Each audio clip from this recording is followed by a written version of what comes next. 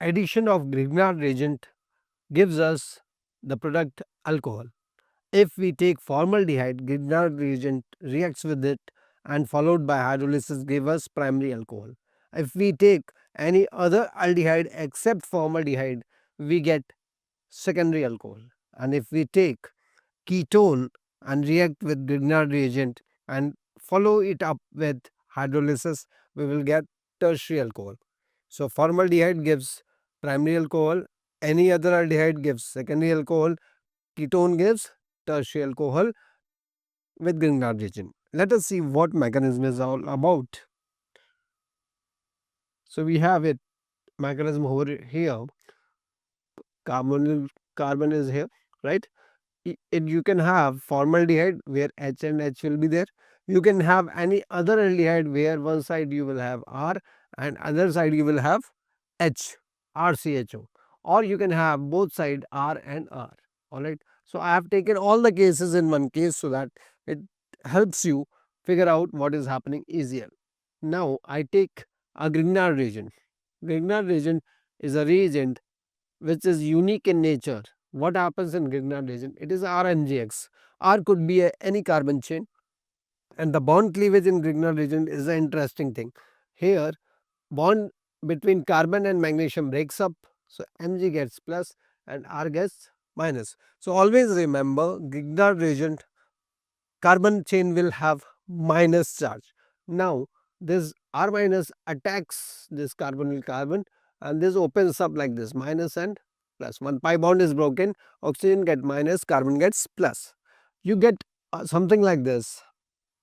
You get something like this where we have O minus and R gets attached over here. Now if you do hydrolysis, what happens is and O minus gains MgBr. Alright. Now because Mg has plus. Now hydrolysis, what will happen is O will gain H, so it becomes OH and you get the desired product. So if you would have taken formaldehyde, it will become a primary alcohol. If you would have taken any other aldehyde, it will give secondary alcohol, and if the reactant was ketone, the product will be tertiary alcohol. Alright, so that is what is happening with Grignard reagent. It is a sort of nucleophilic addition. Alright, now if we have free radical addition reaction.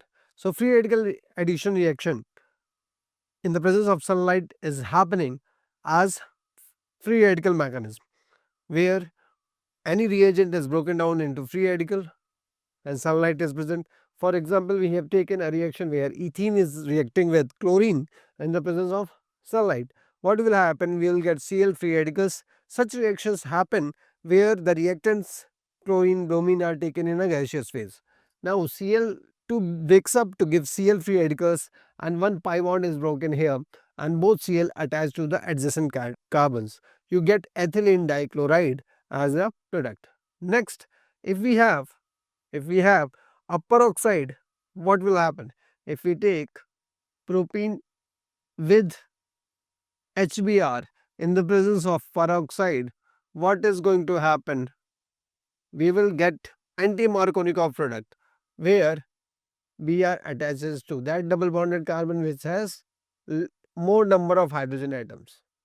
Markovnikov was negative attaching to that double bonded carbon which has less hydrogen atoms, whereas anti-Markovnikov is negative part of reactant attaching to that double bonded carbon which has more hydrogen atoms. So in the presence of peroxide, HBr gives 1 bromopropane after reacting with propene. Alright. So this is only given by HBr. HCl and HF do not give this reaction because their bond energy is more, so they are endothermic when it comes to bond cleavage, whereas Hi is not capable to form I free radicals because I free radicals are highly unstable, they combine with each other to form I2. So HF and HCl do not show reaction due to high bond energy. Hi do not show reaction because I free radicals are not stable. So this reaction is known as Kharash effect or peroxide effect, is only given by HBr when peroxide is present. Peroxide could be benzoyl peroxide or hydrogen peroxide or any other peroxide. There is no specificity for which peroxide has to be taken. Peroxide could be any. Alright, so this is what is happening over here. Next comes elimination reactions. Elimination reactions are basically alpha elimination, beta elimination, gamma elimination. In syllabus, what you have is beta elimination. So beta elimination is that elimination where hydrogen atoms is getting removed from beta carbon. We have two types out of it. One is even elimination, second is E2 elimination. Even elimination means unimolecular elimination. E2 elimination is bimolecular elimination. An example of E2 elimination is dehydrohalogenation, and example of even elimination is acidic dehydration of alcohols. So we are going to study here even and E2 elimination. So let's discuss the step 1 over here. What is step 1? If I have tertiary butyl halide,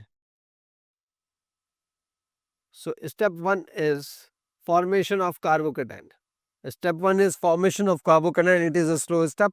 So it will happen like this: CH3, CH3, CH3 plus, and you will get halogen as such. And this formation of carbocation is quite slow.